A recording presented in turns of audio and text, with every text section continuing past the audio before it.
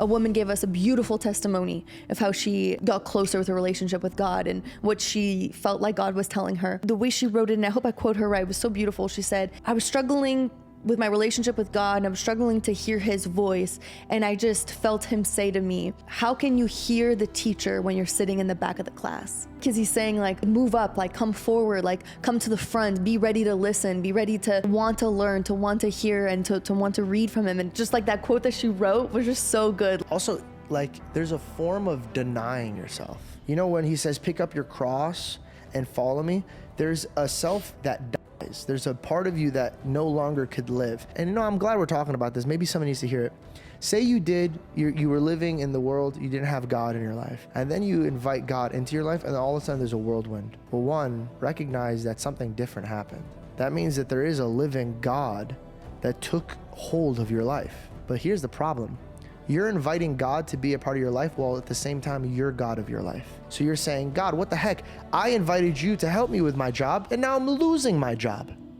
Well, God's saying, well, that's not the position I wanted you in. So are you going to be the Lord of your life, or are you going to let me be the Lord of your life? I lost my job, but what I gained after that, I was in the same place where I looked up at God and I said, I thought you loved me. Why are you doing this to me? And I told my mom the other day that now I weep every time I pray, and I always say, God, forgive me for the times that I used to weep without faith of what you were doing. I had no business being sad.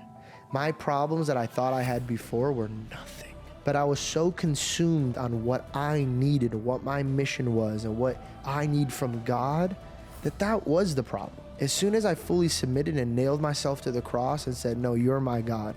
You're my Lord. You tell me what we're doing. You say jump, my job is to ask you how high, not why are we jumping.